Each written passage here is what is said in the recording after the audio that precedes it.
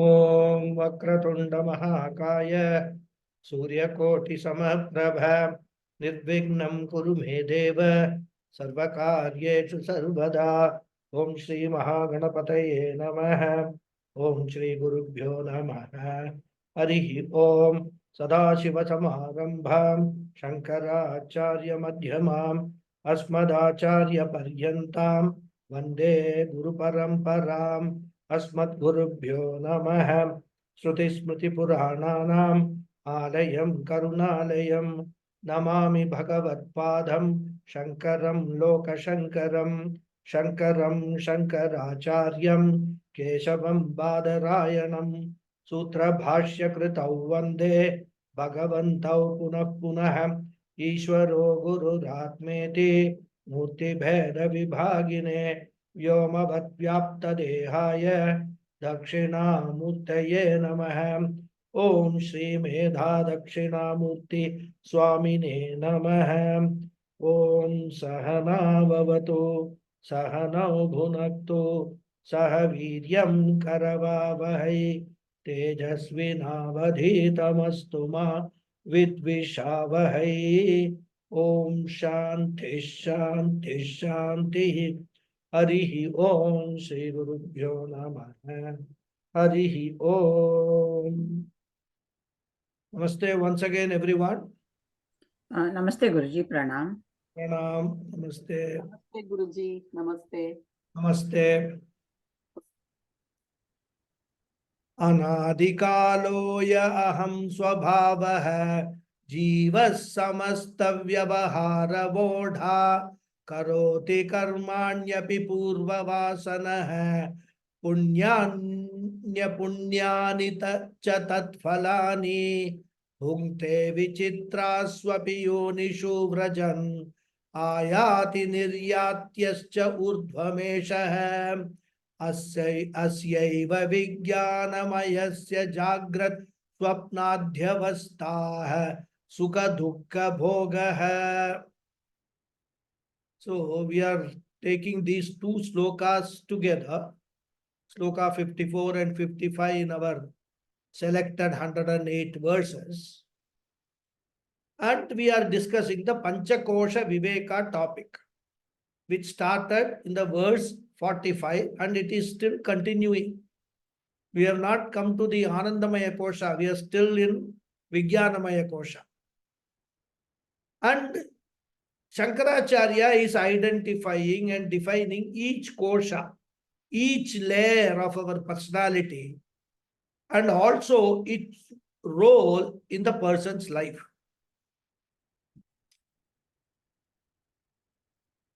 Of the 5 koshas, we have covered Annamaya, Pranamaya, Manomaya, and now we are in Vijnanamaya Kosha. Vijnanamaya is the most important one because Vijnanamaya corresponds to Karta, Bhokta, the doer and enjoyer, consumer, which is what is called the Jiva, which alone has got the free will, which alone decides the course from verse number 52 to 56 in our portion. So these 5 slokas are devoted to Vijnanamaya Kosha. So as we were discussing, as a Karta, the Jiva performs both Shastriya Karmani as well as Laukika Karmani. That is scriptural activity as well as worldly activities. And because of Raga, Dvesha, Kama, Krodha, etc., some of the activities are done following Dharma and some of them are done violating Dharma also. Therefore, in the process, what happens? The Jiva acquires Punyam and Papam, which are what? Which are the invisible results of the dharmic and adharmic actions, or you can call it good and bad actions. This Punyam and Papam will later be converted into Sukham and Dukkham respectively, pleasure or pain. And a part of the punya papam called agami karma, which agami punya papam which we acquire during this birth, they may fructify in this janma itself, or they may fructify in a later janma also. All this we have discussed. So the present karma phalam, whatever we are experiencing, either in terms of happiness or grief, dukkha, the result of the present karma, I may experience either through this body or sometimes through future bodies also. And therefore, punyam and papam will become responsible for punarjanma. Not only as a human body, but any other type of body like animal body, insect body, COVID body, the virus body, plant body, even celestial bodies like devatas, Gandharvas and all that. And therefore, Shankaracharya says, Bhungte vichitrasu api yonishu brajan. Every time we get into varieties of extraordinary bodies in order to exhaust our stock of punya papa.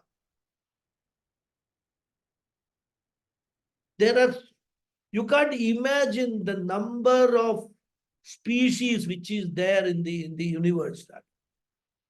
If you watch, I don't know whether it comes now. There used to be all this Animal Planet, and there was one more serial, in my childhood days, we used to watch Discovery Channel or something like that. And they show the underwater creatures. You can see, extraordinary species. We couldn't even not imagine such things exist in the universe. Brightly colored ones, transparent ones, creatures with no hands, legs, or anything rather, but yet moving about. Amazing creatures are there in this universe. We are only exposed to a very, very tiny portion of the creatures or the species which are there. So, vichitrasu yonishu. Yoni means womb. Literal meaning means womb. In this context, we can take it as shariram. Vichitrasu yonishu means vichitrasu sharireshu. Varieties of living beings and species. And that living being referred to is Annamaya Kosha. Vrajan means travels. Who is the traveler? We must be very careful in understanding this. Vijnanamaya, Manomaya, and Pranamaya, this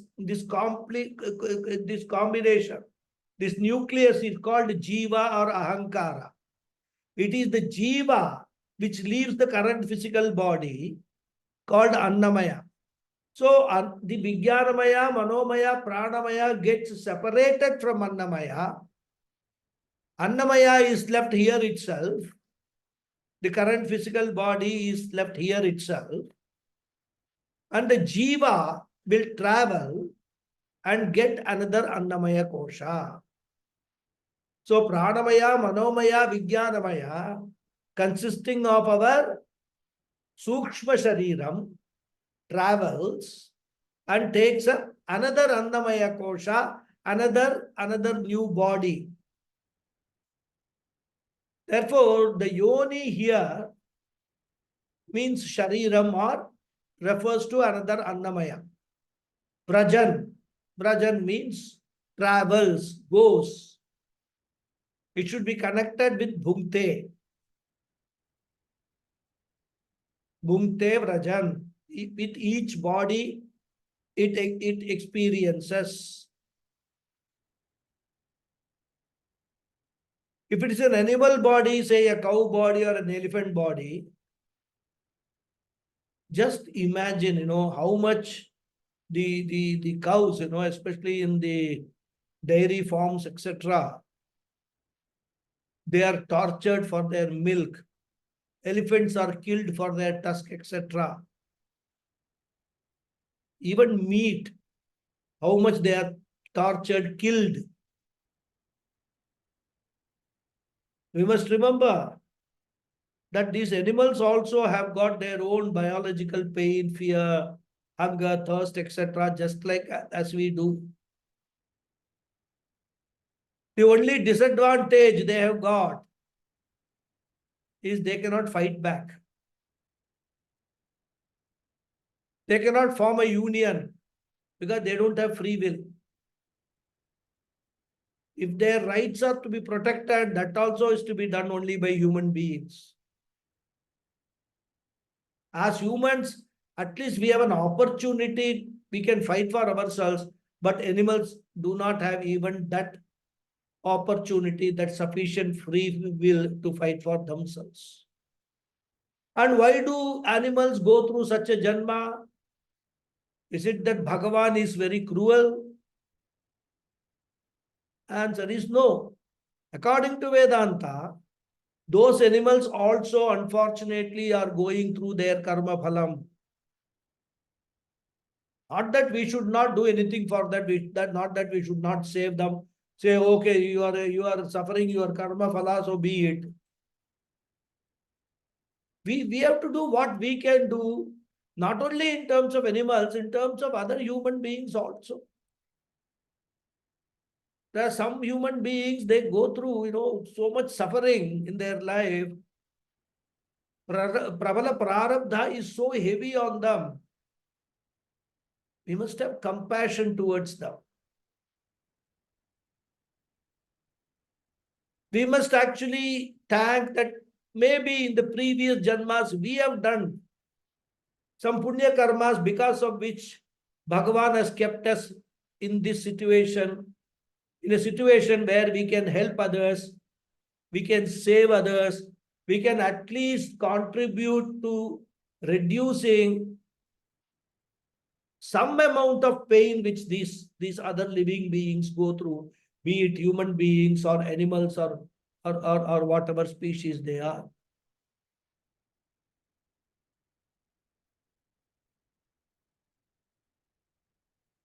All this because what?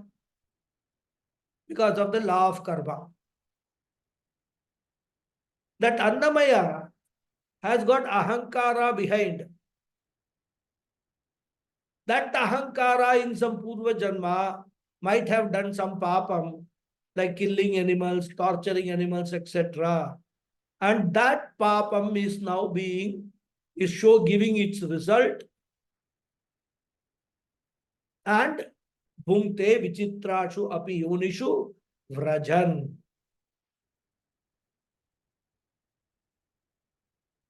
I take the body of varieties of animals and bhungte, I go through all those painful conditions. Then he says, ayati niryati adha urdhvamesha. Esha jivaha. Sometimes I go to higher worlds of celestials, experience enjoyment there also. Esha ahankara, in this manner. Ayati adaha, comes down to bhuloka or lower lokas. We must remember that the Shastra talks about 14 lokas, 7 up, 7 down. And here, loka is not, we must not understand as some physical world. Loka means a field of experience. Adaha ayati, comes down. Urdhvam niryati, or if it has done a lot of punyam, made significant contribution in maintaining the cosmic order, has followed a dharmic way of life, then the jiva will go to higher lokas. Higher, not physically higher, mind you. Because these words, higher, lower and all can cause a lot of confusion because of our past orientation of association of the meaning with these words. We can talk about higher or lower from the standpoint of earth. But when you go to the other lokas, the concept of higher and lower becomes totally changed. From a point of view of Devaloka, earth is a lower loka. From the point of view of Narakaloka, earth is a higher loka. Even in earth itself, what is higher for us is lower for a country on the other side of the earth, isn't it? So here we have to understand these words, Adaha and Urdhva. Higher here means qualitatively superior body, superior environment. Lower means qualitatively inferior. In fact, if you talk of Urdhvam Adaha, even in within earth itself, a human body we can say is a higher loka. A more qualitatively superior field of experience as compared to an animal body, that to a stray dog body, which is lower. It's a qualitatively lower field of experience. So going up or going down means qualitatively I go up and go down. So urdhvam adaha cha. Adaha ayati comes down, urdhvam niryati goes up. And this is why it is called samsara. Continuously going up and down. Samyak sarati iti samsara. So intensely it goes or travels from one body to another, and that is called samsara. Then he says, Asya vijnanamayasya eva jagrat swapna dhi avastha. So the three states of experience also belong to this Vijnanamaya Kosha only. Of course, through Manomaya Kosha also it experienced the three avasthas. We have discussed this before when discussing Manomaya Kosha. When the mind is fully awake, contacting the external world, it is Jagrat Avastha. When the mind is partially awake, experiencing dream world, the internally projected world, it is called Swapna Avastha. When there is neither the experience of the external world nor the experience of the inner world, mind has resolved into Karana Shariram. That passive condition is called Sushupti. Thus, Jagrat, waking, Swapna, dream, Adi, means, etc., means Sushupti Avastha, deep sleep state. And through all these states, Sukha Dukkha Bhogaha, the Jivatma experiences pleasures and pains according to the respective loka. And often, quite often, the Jiva is helpless. Because with regard to Agami, I have got a choice. Agami is the karmas that I do in this janma, in this birth. I have a choice there. I can choose to do a particular karma. I can choose not to do a particular karma using my free will.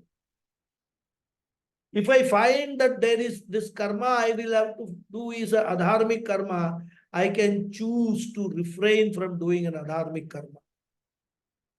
But with regard to prarabdham, which has already started at the time of my birth, I have no choice.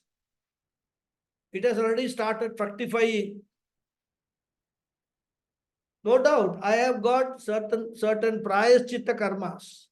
Remedial measures are there for some prarabdham, but not for all prarabdham. Prabala prarabdhams are very powerful. I can't avoid them. I have to go through them. And it is because of that that moksha becomes very relevant. Jivan Mukti and Videha Mukti becomes very relevant. So it is because of this Vijnanamaya Kosha, it is because of the Ahankara, because of which the karmas are done, Punya Papas are earned. The Jiva has got what? Sukha Dukkha Bhoga hai. Experiences of pleasures and pains.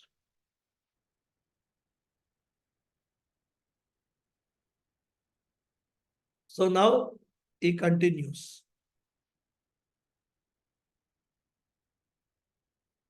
Ato nayam paramatma syat vijnanamaya shabdatah vikaritva jadatva cha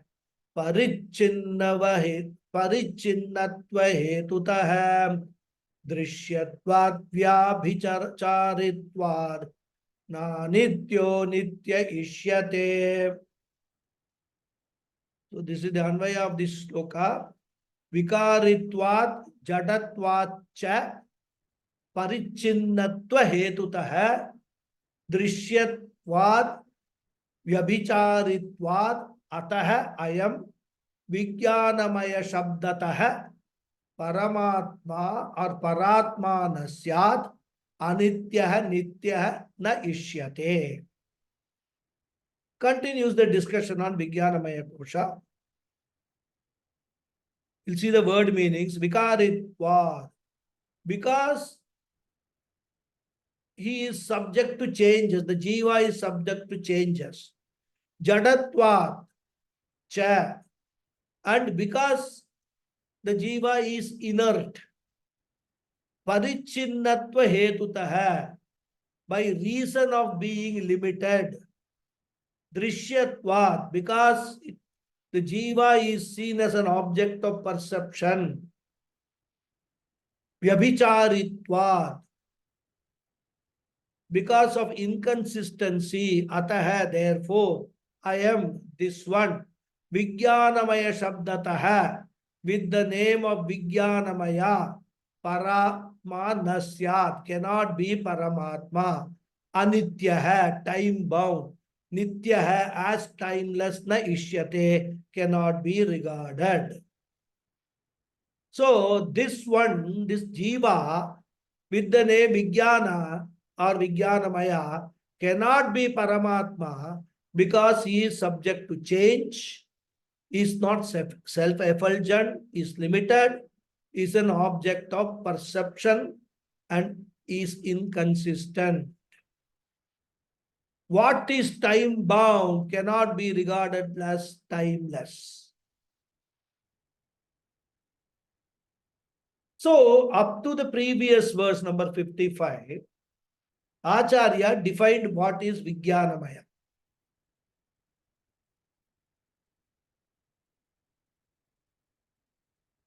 He defined how Ahankara is attached to Vijnanamaya and the role of Vijnanamaya and Ahankara were all talked about. Now, Acharya says that this Ahankara is not the real I. Ahankara is also only a costume, just like Annamaya, Pranamaya and all that we talked about, all are costumes. It is just like after taking bath, different people put on different dress or uniform, depending upon one's area of work. If it's a traffic police, he has got a uniform. If it's a lawyer, another dress code. Doctor, he has got his own dress code. Originally, I am Paramatma, one without a costume. But the Jiva I, the Ahankara I, takes Ahankara as its costume. And in deep sleep state, this costume is also removed. Because in deep sleep, I am one with Atma, because there is no difference between Jiva and Jivatma and Paramatma. Even though the ignorance that I am Paramatma continues in the deep sleep state. We must not mistake deep sleep state. I am one with Paramatma, so I have attained moksha. You can say temporary moksha, daily we get moksha. And the deep sleep state has been designed by Bhagavan only for us to realize what moksha is. Moksha is complete disidentification with our body, mind, sense complex, which is what we achieve in deep sleep state. So I am one with Paramatma. But that experience has not come out of knowledge. The ignorance that I am a jiva, or the ignorance because of which I consider myself as a jiva, continues. And on waking up from sleep, I continue to function as a jiva, become an individual father, mother, etc. So during deep sleep state, we are one with our natural self.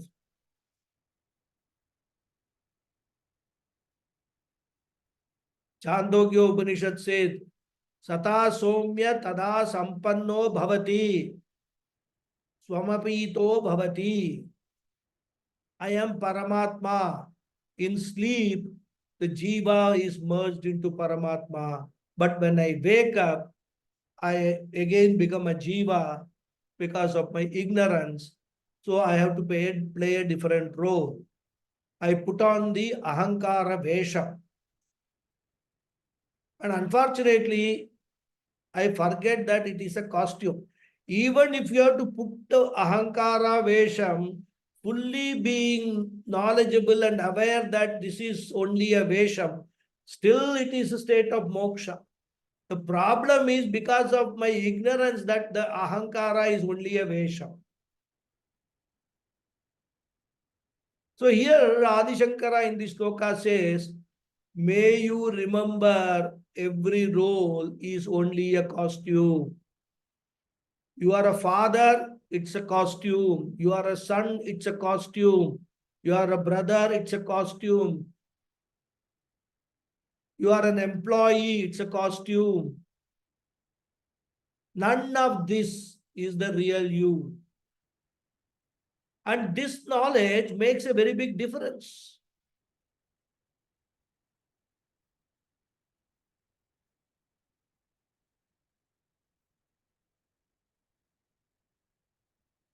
And that's why, it is said that by forgetting my real nature, I convert life into a burden. By remembering my real nature, I convert life into a blessing. So who am I really? I am not the ahankara. Therefore he says, Ataha ayam paratma nasyat. I am ahankara hai, this ahankara, this vijnanamaya hai. Paratma nasyat, it is not Paramatma, the real self. Why? Ataha. Ataha means because of the following group of reasons. Not one reason, he gives more reason, piles up many reasons. So Ataha means because of the following reasons. So I am should be connected to Vijnanamaya Shabdataha, this Ahankara, which has got the name of Vijnanamaya. Vijnanamaya Shabdataha means possessing the name Vijnanamaya.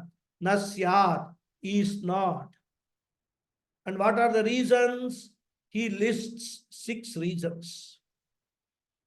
First one, Vikaritva. Vijnanamaya Ahankara is Karta Bhokta.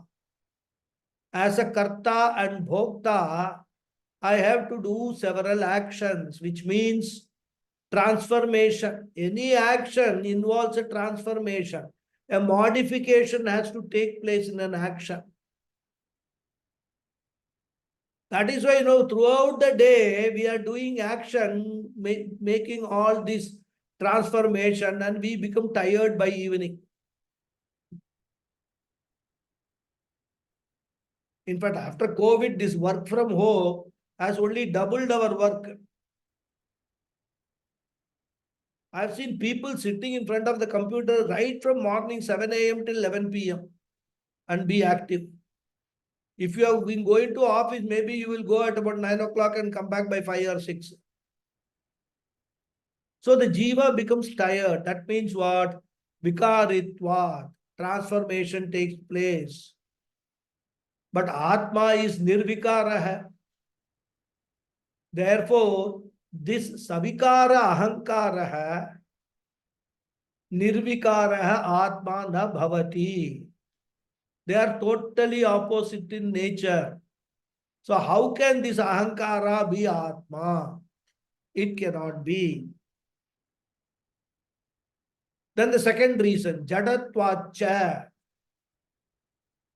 Ahankara vijnanamaya is jadaha, is inert, born of sattva guna of 5 subtle elements.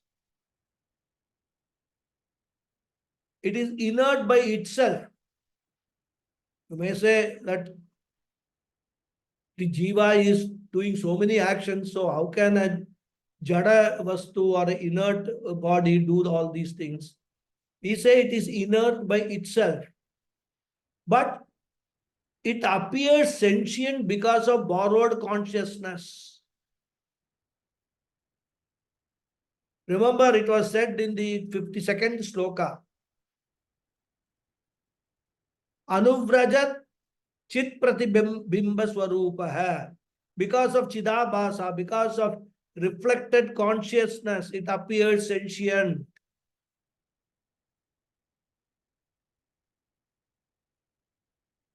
There is a lamp which is getting reflected, which light is getting reflected in a mirror, and the mirror appears to illumine the whole place as if it is a lamp. But on its own, by itself, the mirror is jadaha. Similarly, this ahankara jiva is jadaha. Therefore, jadarupa vijnanamaya ahankara cannot be the Chaitanya Atma.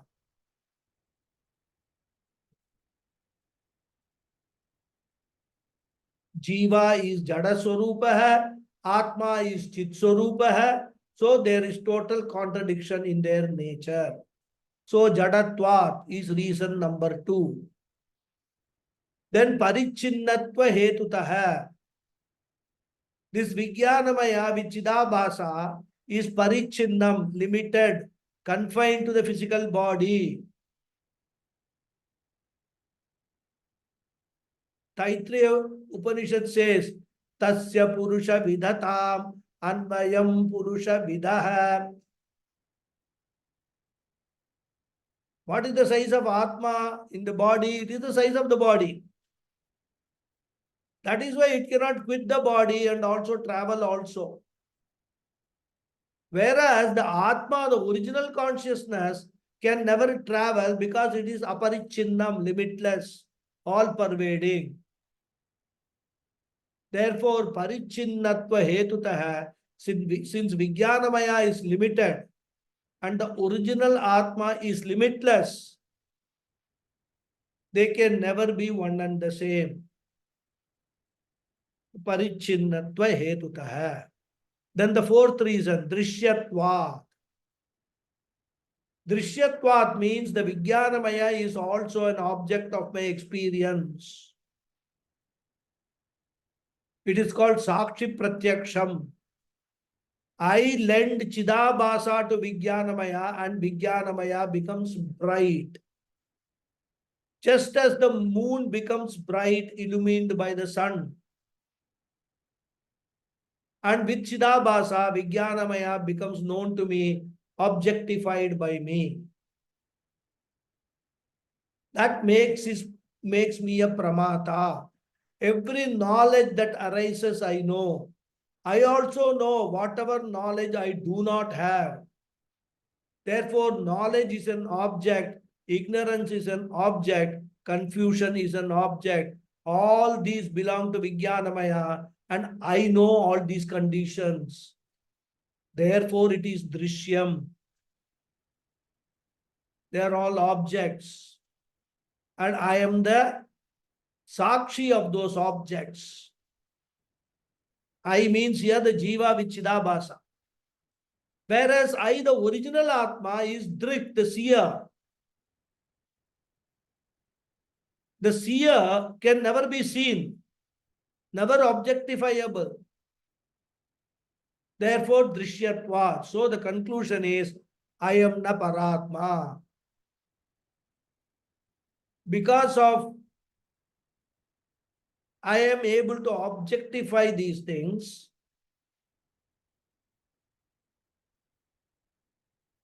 I am able to objectify the Karta, Bhokta, and also Yata, the knower. And in my original nature, I am a witness of all these things. I am none of these. Therefore, Vijnanamaya is not the original self. Then the fifth reason he gives, Vyavicharitvat. Vyavichari here means deviating, inconsistent, irregular, transitory, unsteady. In short, what? Subject to arrival and departure. Agama paina.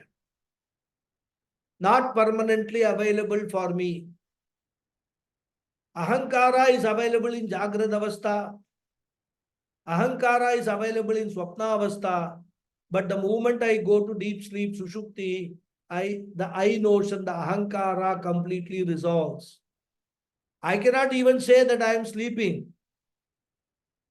Of course, it is not that the Ahankara is destroyed or gone. Resolved means as good as non-existent. It becomes dormant. Best, that is a more appropriate word. Ahankara becomes dormant, not available for transaction. Therefore, it is called Vyabhichari because of its nature is not consistent. Sometimes available, sometimes not available. In certain conditions available, in certain conditions not available. Vyabhichari. Whereas I, the original consciousness, am Avyabhichara Swarupa, permanent, steady. Even the absence of Ahankara, I experience in Sushupti is because of the consciousness. Even when everything is resolved, Ahankara is dormant. That I sense, the Paramatma, the consciousness continues. And that is why after waking up, I am able to say, I had a very good sleep. I did not know anything. So I was a witness, even in deep sleep state, of the ignorance, of the inactivity. Ahankara was absent. Still, while waking up, I know.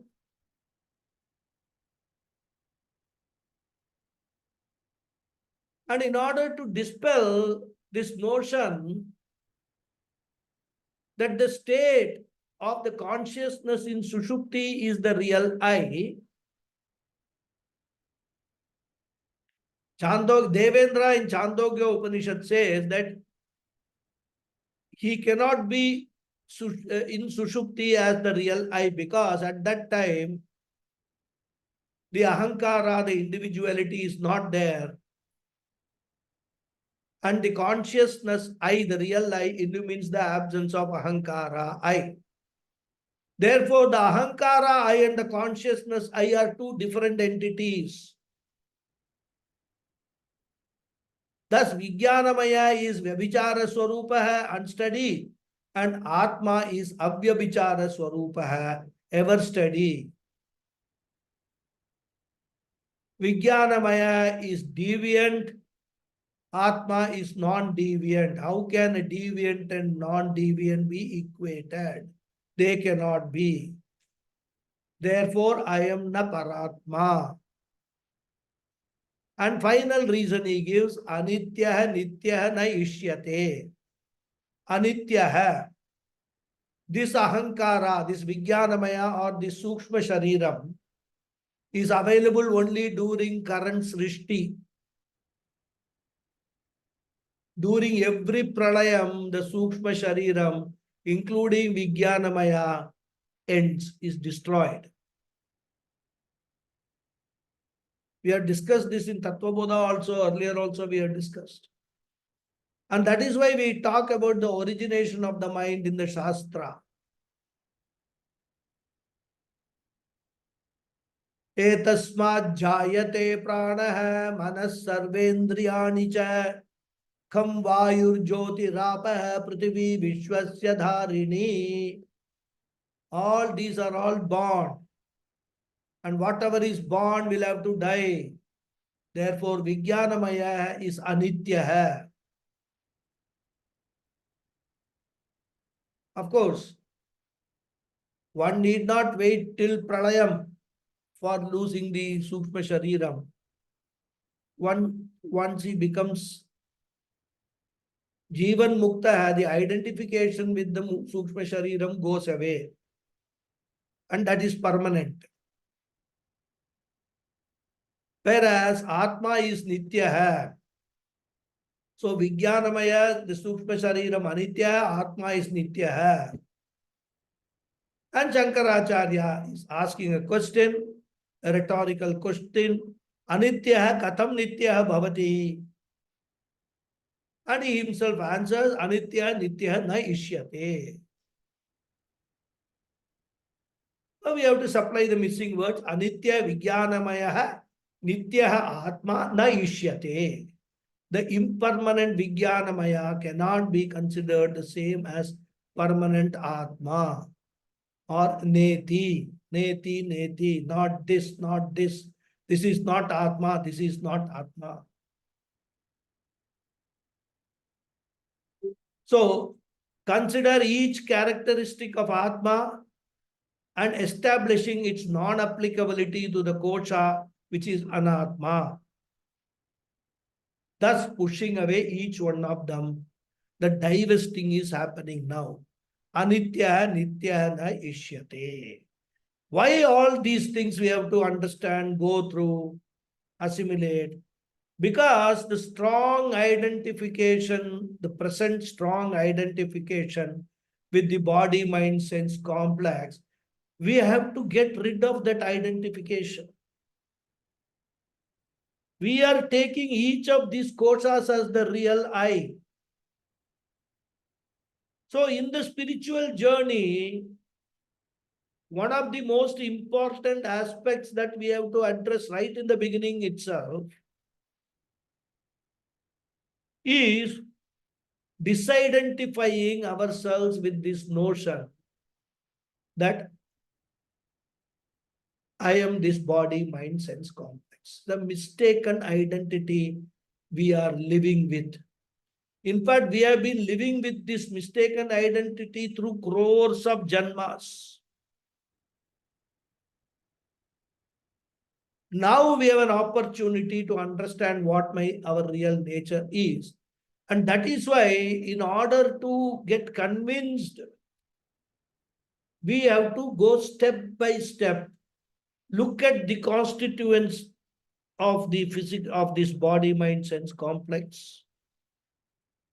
Pick up each constituent and compare or measure it against these characteristics of the constituent, measure it against the characteristics of Atma as described by the Shastra, and say that this cannot be Atma, this cannot be the real I.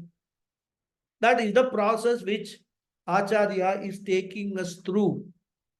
It is very involved process, very detailed process.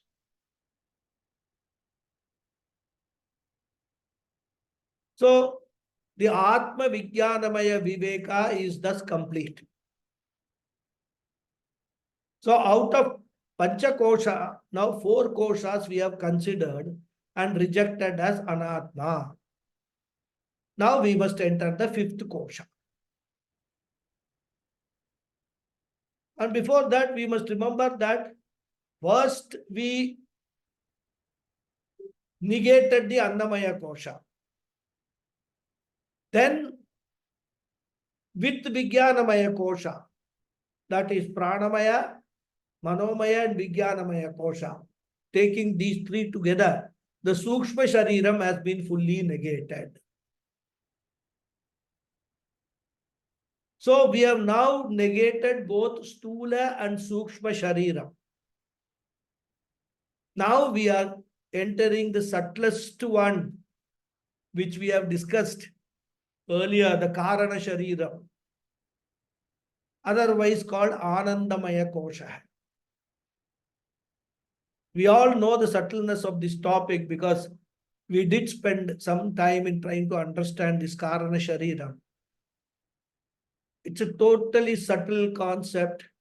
You will not come across this concept anywhere else.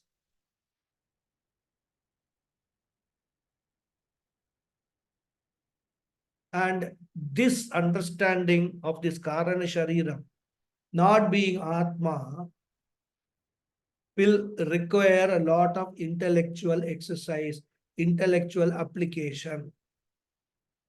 So we will read the verse number 57. It's a long verse.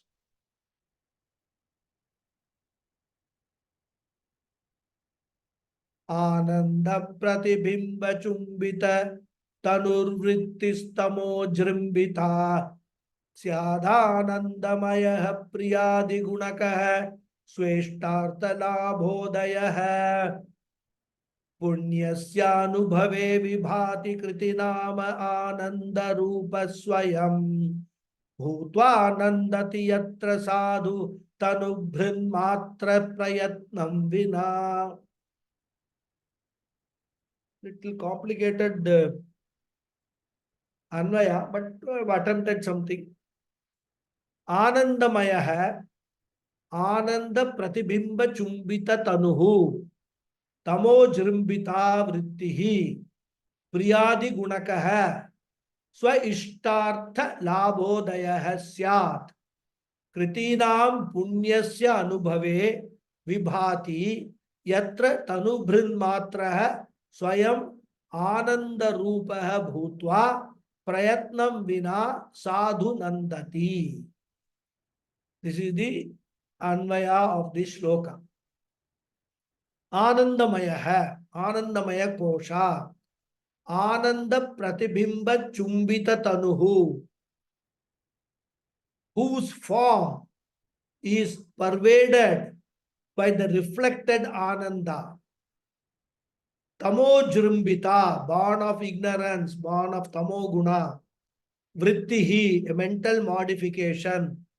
Priyadi gunaka hai, possessing the attributes such as priya, etc. Swa ishtartha labhodaya hai, rises with the gain of the desirable object. Syat would be kritinam, of those who have done good deeds. Punyasya, of the punya. Anubhave, at the time of experience. Vibhati, shines. Yatra, at which time. Tanu brinmatra hai, everyone who has a body. Swayam, himself. Ananda swarupaha, that very Ananda. Bhutva, becoming. Prayatnam vina, without effort. Sadhu, very well. Nandati, rejoices. All these word meanings will all look totally, like a jigsaw puzzle. We have to put them together to make sense out of this whole thing. So the Anandamaya Kosha is a mental modification born of tamas, pervaded by the reflected Ananda, possessing the attributes as Priya, etc., and rises with the gain of a desirable object. For those who have done good deeds, it shines at the time of experiencing of the punya. At that time, everyone who has a body rejoices well without effort, becoming that very Ananda itself.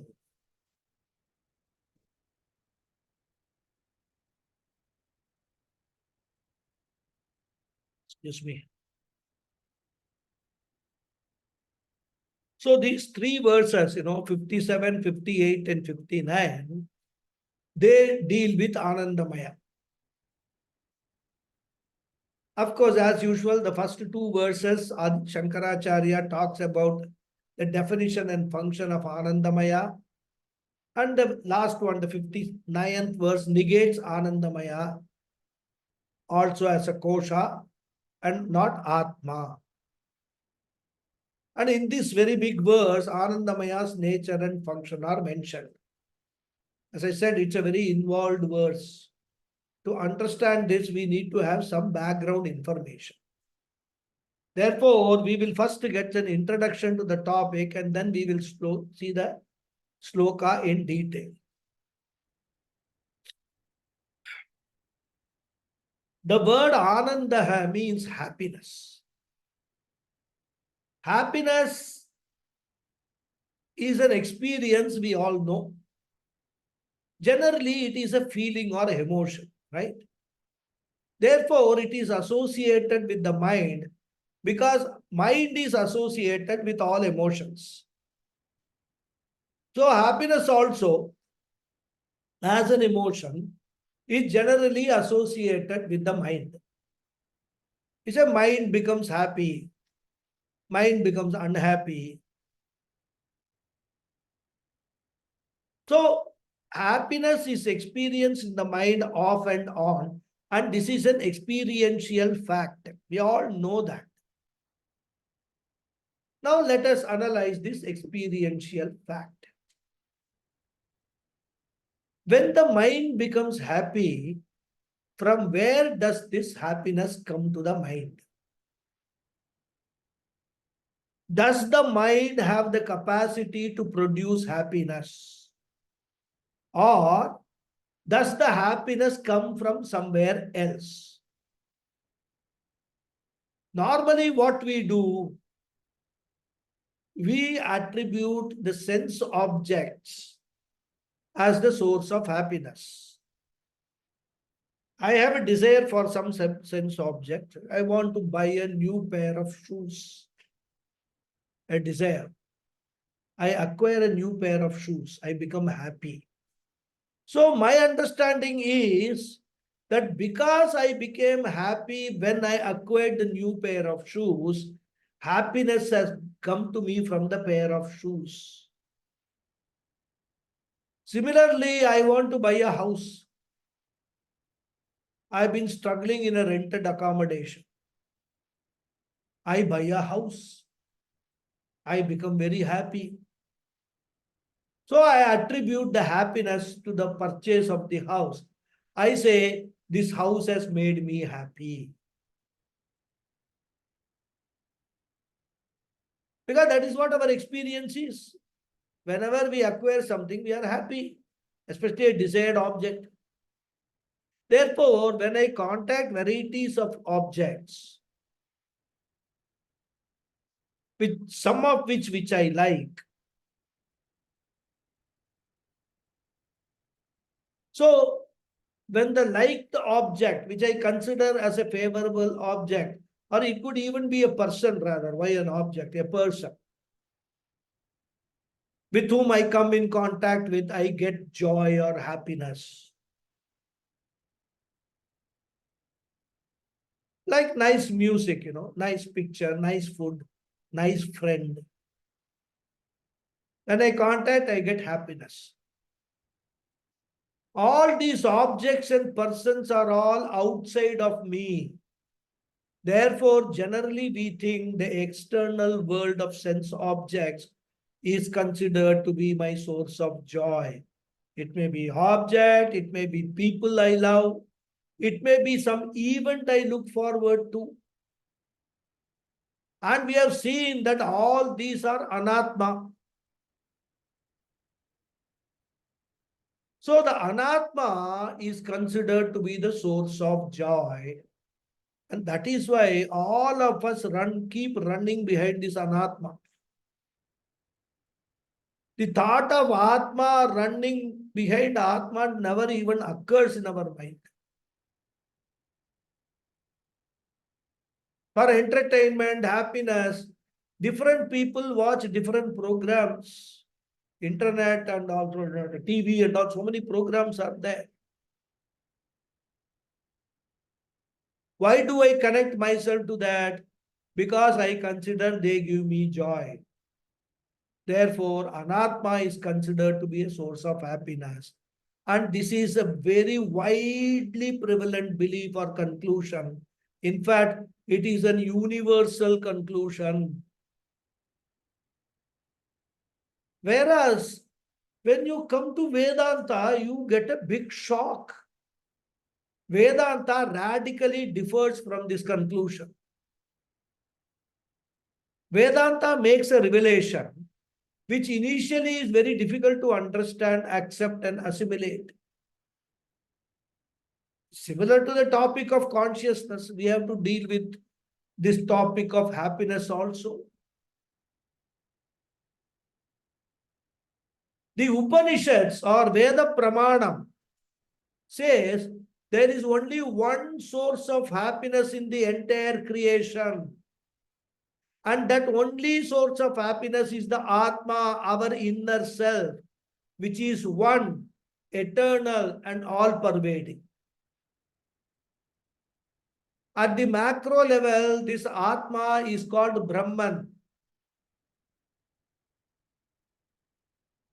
What we call Brahman at the macro level, at the totality level, is what we call Atma at the individual level.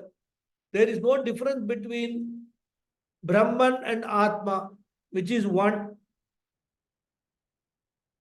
So Vedanta says that non-dual Brahmatma is the only source of happiness. Why? Because happiness is the very nature of Atmas. What is the nature of Atma? Sat Chit Ananda hai. Ananda hai is the very Swarupa of that Atma. Previously we said consciousness is the nature of Atma.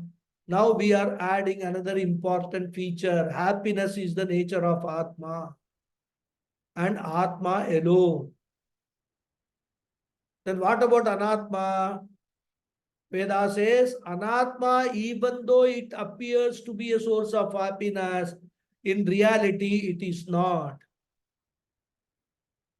We are mistaking or attributing happiness to Anatma due to our ignorance because of our wrong analysis and understanding. Really speaking, Anatma is not the source of happiness. Why? Because Anatma is Jadam. It is inert. Anatma does not contain happiness in it. Even an iota of it, Anatma, does not contain happiness. There's a famous mantra which occurs in Chandogya Upanishad, Bhuma Vidya, it is called. It is a dialogue between Narada, who is a disciple, and Sanat Kumara, the guru. Sanat Kumara declares, Yo vai bhuma tat sukham nalpe sukham asti bhumaiva sukham bhumatveva vijnana sitavya iti bhumanam bhagavo vijignyasa iti yatra nanyat pashyate nanyat shrunoti nanyat vijanati sa bhuma yo vai bhuma tat sukham. So, yo vai bhuma tat sukham. Bhuma is another name for Brahmatma, infinite reality. It is called bhuma. Yo vai bhuma brahmatma tat sukham. That alone is sukham. We don't even say that Brahman possesses sukham, Atma possesses sukham. We say it is of the nature of sukham itself. It is itself happiness. So we don't say Atma is happy. That means what? Atma is different from happiness. That is not correct. We say Atma is happiness itself. What about Anatma? Nalpe sukhamasti, anatma nalpe sukhamasti, na alpe. Any anatma that we experience, which is an object bound by time and space,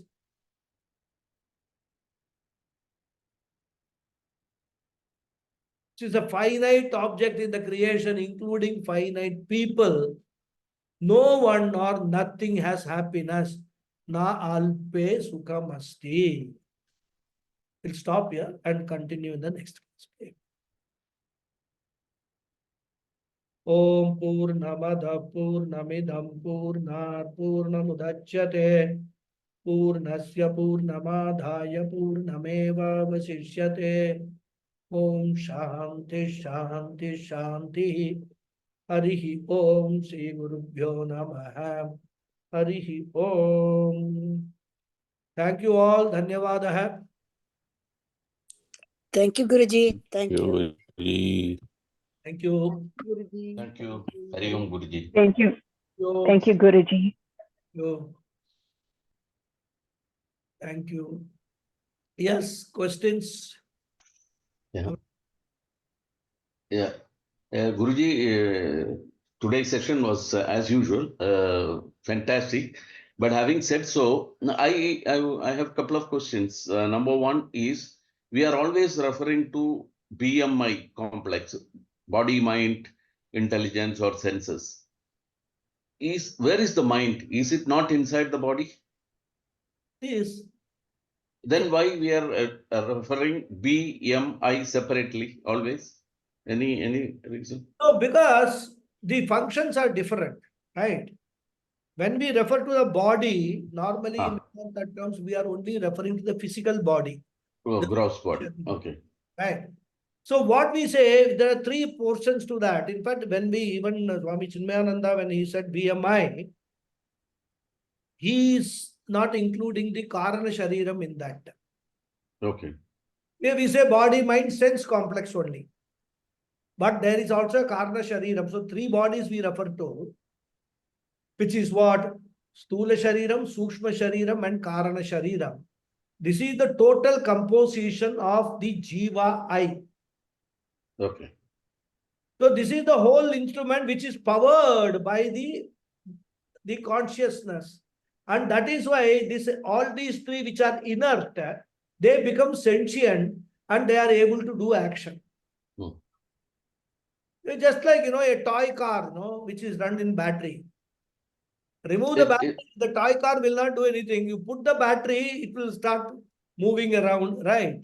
So similarly, this body, mind, sense complex, including the Karana Shariram, is only like a toy car.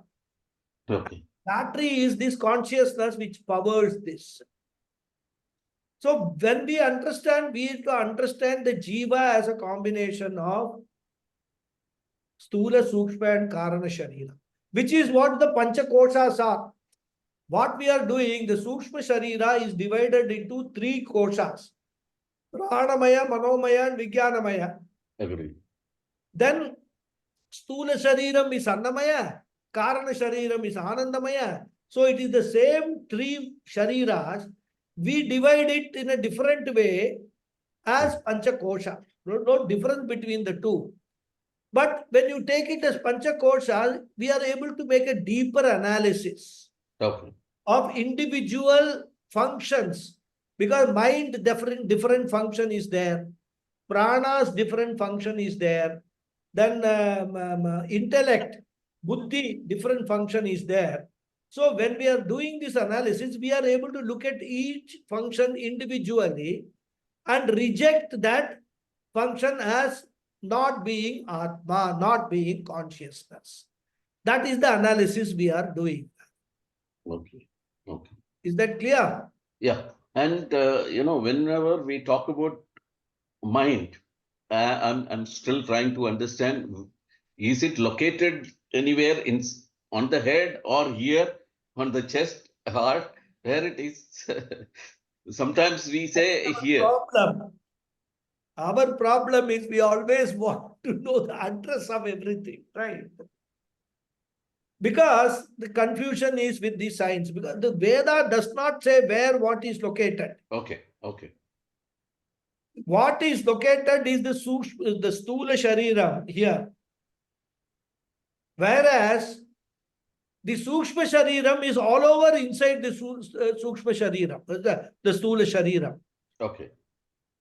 Where is prana located? Can we say where is prana located? It is located inside this total body because prana, the pancha pranas, their functions, the digestive system, circulatory system, excretory system. Where is it located? Can we say this excretory system is only located in the area of rectum and this thing? No, excretory system is located in the eyes also. When we cry, the Tears, tears yeah. come is excretion only. When we sweat, it is excretion only. So how will you say where what is located? Very good. Okay. So we don't get into this location problem so far as Sukshma Shariram is concerned. Buddhi also is not located in play. Every part of our body has got buddhi. It has got a capability to do certain things on that mind. Where does the mind located? You cannot say mind is located in the brain. This is all the problem with the science. Science is trying to locate all these things somewhere inside the body. And they come up with some theories, which is all half-baked theories rather. Okay. Even consciousness science says that it is an epiphenomenon of the brain. Science refuses to accept consciousness as something which is all-pervading in the nature. But you ask them questions, as Puja Swamiji says, the problem with science is you go on asking them questions, at some point they will say, we don't know the answer to it. Whereas Vedanta, you ask any number of questions, the answer will come. So that is our orientation problem. So we try to locate. According to me, or according to Vedanta, when you say Sukshma Shariram, we are calling it Antakaranam, internal instruments. And these instruments are there spread all over the physical body inside. We cannot say here it is there it is there. So we do not get into this kind of a thinking that only by brain has got intelligence and all that. Every cell of our body is an intelligence. It has got intelligence. Every cell. That is how we have to understand. Fine. Okay. Okay. And one more question. Sorry, Lataji. Sorry problem. for keeping you waiting. Okay. Now, when we talk about we are the product of karma. Okay. And also other living beings, including plant or animals. Even do they have mind and intelligence as well, even for plant, trees, etc.? They have everything except free will. Okay. They don't have free will. They are all pre-programmed. An animal will not say, today is Ekadashi, so I will fast. Correct. Human being only can do that. So when it is hungry, it will go hunt and eat. Right? Okay. So there is nothing, and it has got no discrimination in terms of what is right, what is wrong, and things like that and all, right? So they have also got all the shariras. Stula Sharira, Sukshma Sharira, Karana Sharira is there in everything. Okay. Except that other than human being, they don't have free will. So they, according to their instinct, according to their nature, they do things. Whereas human being has got the free will, the discriminatory faculty, Viveka is there, with which he can decide, I should do this, I should not do this. That is why whatever a human does attracts Punya Papa, whatever an animal does, it does not attract Punya Papa. Punya Papa and free will are directly related. You understand? Account of ability is given to the human beings to watch his actions, to do his actions in a proper way. That is why entire Veda guidance, Veda and Vedanta guidance is given to the human being. I have told you these are the right ways. Use your free will, understand these things and do in a rightful manner. If you don't do, you will attract papam, and for which you will suffer. So this is So, the whole scheme of agree. Yeah. Now it is very clear. But having said so, so from an animal or a plant life, will they be able to come to a human life? Because they are not. yeah, Okay. because see what happens. Every jiva is what the animal, plant, mosquito, human being, etc. Agree. Okay. Every jiva carries with him a set of karmas called sanchita karmas, the bundle of punya papas from life after life after life, birth after birth is collected. Correct. Now, one set of karmas have fructified, and those karmas can be experienced only in an animal body. Oh. So at that time, that jiva will get an animal body. Once Okay. that body life is over, that set of karmas is finished, Okay. gone out of the The Sanchita, which is already accumulated. Yeah. Sanchita karmas. Now, in the animal body, it has not acquired any new karma, new punya papas. Correct. Okay. So goes back to the original Sanchita karma minus this karma, then what is there? What is going to mature? Suppose there, it comes to a balance where the punya and papa are almost balanced and it is eligible for a human birth, then you get a human birth. Okay. Very good. Okay. That is why, many people have got certain love towards certain animals. Hmm. It is because in one of their birth, the samskaras as an animal which they have acquired is strong, so that in this human janma, that attraction is there towards it. There are people who love dogs like anything.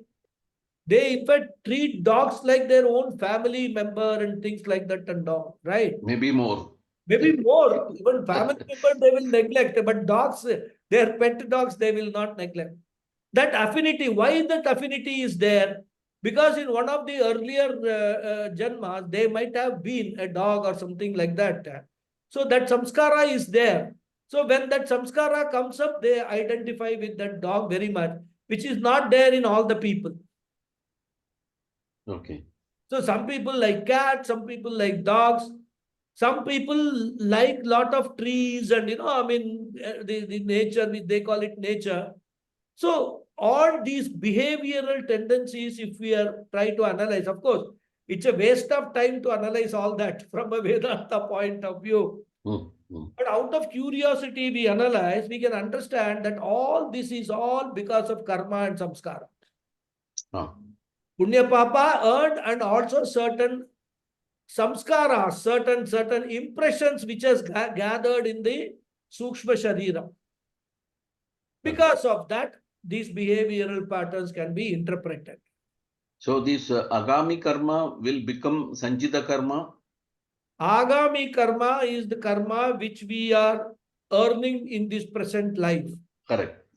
Out of that, there will be some punya papa we will exhaust in this life itself. Okay. The balance one at the end of that, the time of death, whatever agami karma balance is left, that gets joined with the sanchita karma. It becomes a part of sanchita karma. Oh.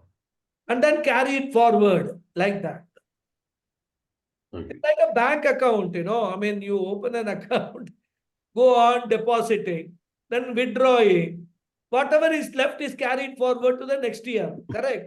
Opening balance. Correct. Like that, this karma account also happens. So, originally you deposit, let us say 10 lakh rupees. That is your sanchita karma. Then you keep withdrawing. Whatever you withdraw is your prarabdha karma. You keep depositing also some money. So at the end of the year, The balance is, let us say, 6 lakhs. So the Hmm. 6 lakhs it has become because a part of it is the original out of 10 lakhs. And the balance part of that 6 lakhs is what you have deposited and what you have withdrawn, the balance of that. So that has become 6 lakhs now. So Okay. that becomes your Sanchita karma for the next birth. And then out of that, one prarabdha karma set will come. Whatever is that prarabdha karma, whether it's a human body, animal body, mosquito body, all that will happen. That body you will get. Again, in that body, if it is not human, no karmas. So you'll just exhaust the karmas. Then Ah. another body, like that, it goes on and on.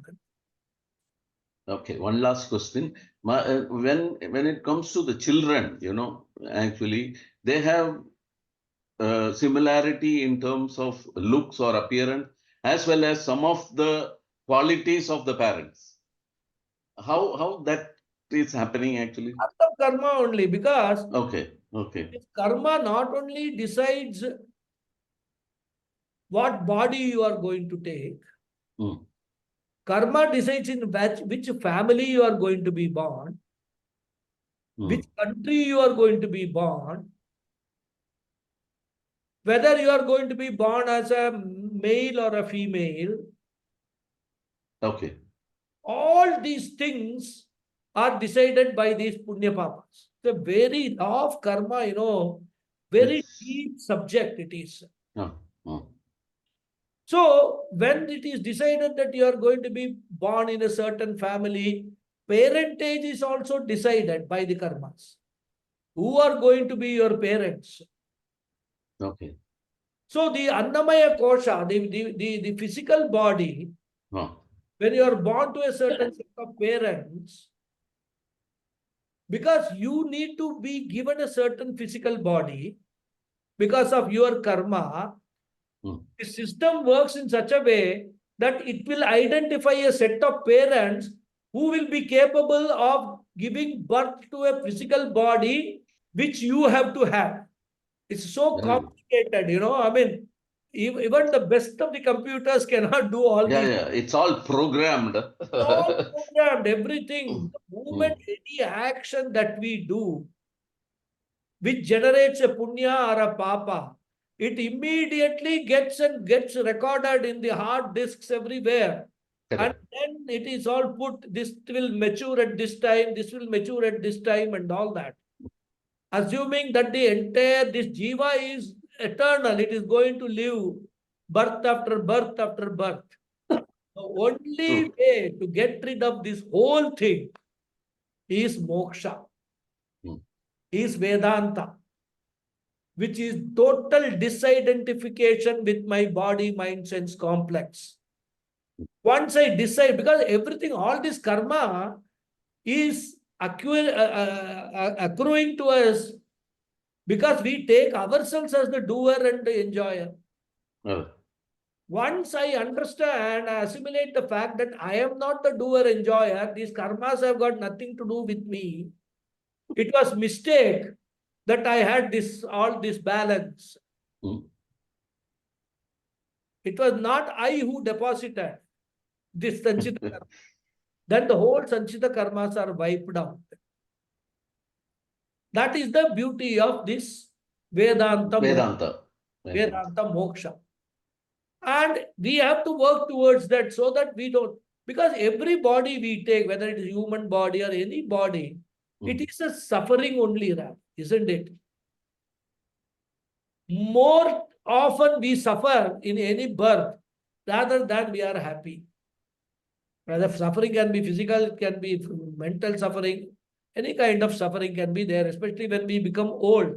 The best of the best, the richest of the rich also suffers health problems, emotional problems, right? One cannot say, but emotional suffering is the worst suffering. You can't do True. anything about it. Problems your children give, the emotional problem that your relatives give, even your spouse gives, all these things you cannot escape. So Vedanta says, why you want to put yourself into this trouble again and again and again? come to me. I will give you a solution for getting rid of this. Thank you. Fantastic. No, in the same context, Guruji, the Sanchita Karma, now what exactly is moksha then? There's no rebirth. Yes, there is no rebirth. Why? Because you are disassociating yourself with all the Sanchita Karma. They are not mine. The Okay. rebirth is because of these karmas only. Mhm. Papas only. Okay. So once you have actually negated, I don't have any karmas. All balanced clean, slate clean. Slate is clean. Okay.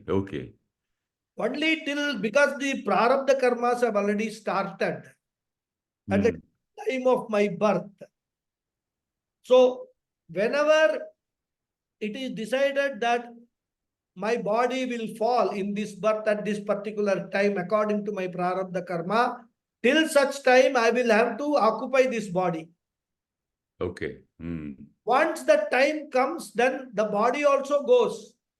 And Okay. once the body goes, and once you don't have any karma to your account, the travel by Sukshma Shariram and Karna Shariram does not, there is no question of travel, because there is no karma to travel and take another body. There is no punarjanma. So what happens? The reflection, the reflected medium goes off. Okay. What then remains is only the original consciousness. And that is why figuratively they say the Atma will merge with original consciousness. There is no merging. See, it's only figurative. Merging is a figurative speech. It is just that this Atma, the Ahankara, the Jiva is extinguished. What remains is your original Swarupa, original consciousness. That's all. That is what is called merging. Does that mean the person who attains moksha will have to wait for the pralayam now to get another birth? No. Huh. There is no birth. That's the end of story for that Jiva. Oh, okay. Pralayam, pralayam and all is not irrelevant for that person. Okay. Once you have become a Jivan Mukta, Jivan Mukta means getting moksha at the time while living itself. And that's another beauty of Vedanta. Only Vedanta talks about, Upanishads talk about Jivan Mukta. Okay. Puranas and all will talk about moksha after death. Again, death moksha means you have to travel. That means the jiva is still there. Correct. And that's why in Bhagavad Gita we will see, in the 6th chapter, Bhagavan will say, Chine Punye Bhatte Lokam Vishanti. He'll say that one could have done lot of punya and gone to the Swarga Loka. Okay. But that is not moksha. Because once that punya is exhausted, you will come back. Earth only. Rebirth. Miserable life you will be back. Okay. So that is not the moksha Vedanta talks about. Vedanta talks about permanent moksha. Once you have got that moksha, the end of travel. That's it. Period. That's what it is. So no Sanchita Karma, no rebirth, no pranayam, nothing. No, all become irrelevant. Thank you very much, Guruji. Namaskaram. Thank you. Yes, Lataji, your turn. Patiently waiting. No, Guruji. Namaste. More the waiting, more the knowledge, more the discussion, more the questions, more the knowledge. That is true. Yes, Guruji, thank you very much for another wonderful session. Guruji, my questions are probably more academic than, I think I've got 3 quick ones, Guruji. One is just I want a confirmation whether I have understood it right. Jiva is the Sukshma Sharira, Karna Sharira with the reflected consciousness. Is the Jiva? Stula Sharira, Sukshma Sharira, Karana Sharira, and reflected consciousness. 4 entities. Oh, for all 4 entities. Okay. And what leaves the body is the reflected consciousness and the Sukshma and the Karna Sharira. Karana Sharira aided by the reflected consciousness. Only the Karna Sharira. powered by the reflected consciousness. Because Sukshma Sharira is there. As I told you in the earlier class, how the reflected consciousness travels through One layer to another. Karana Shariram gets the reflection, then it passes on to Vijnanamaya, then to Manomaya, then to Pranamaya, and then finally to the Stula Sharira.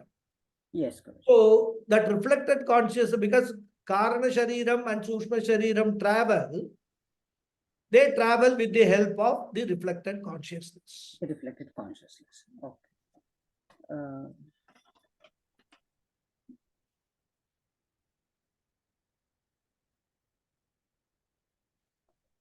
Thank you, Guruji. And my other question is the terms Buddhi, Vijnanamaya, and Aham, are they distinct from each other, or are they we used together?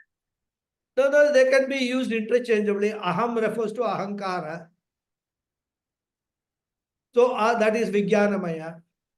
Hmm. And Buddhi is a part of Vijnanamaya, intellect. It is in the intellect that this ego is sitting. That I am a doer, I am a experiencer. Aham karta, aham bhokta. This conclusion is sitting there in our intellect, in the Buddhi. So Vijnanamaya, Buddhi, Ahankara, all are interchangeable words. Depending on the context, we can refer to them. Okay, Guruji. And a little while ago, we were talking about the real joy or the happiness is synonymous with Brahman, or it's the expression of the Brahman itself. And that's Brahman at the macro level and Atma at the micro level. So any other happiness is not happiness because it's anatma. But just as the way the different layers borrow the consciousness from the original consciousness, can we not say the joy that we derive from anatma is the borrowed joy from the reflected atma, or the This happiness also is borrowed from Atma only, whatever we experience. The happiness or the sorrow that we experience in our mind. Yes. It is a borrowed happiness or borrowed sadness from Atma only. In fact, there is no borrowed sadness. No borrowed sadness. Happiness is because the original state of our mind, as we discussed earlier, is sad. Mm. Mind on its own is inert and it's a sad thing. So under certain circumstances, it becomes happy. And that happiness is nothing but reflected happiness, and the happiness, the reflection, the original source is the Atma or Brahman. When that reflection of the happiness is not there, we say the mind is sad. Right. So sadness is not it is a result of absence of happiness. Absence of happiness. Okay. So realizing that you are by default that your consciousness and you are happy, then the sadness can be negated permanently. Exactly. Okay, thank you very much, Guruji. Okay. Thank you. Any other question? Okay, then we'll close the session and continue in the next class. Hari Om. Thank you. Hari Om. Thank you. Hari Om.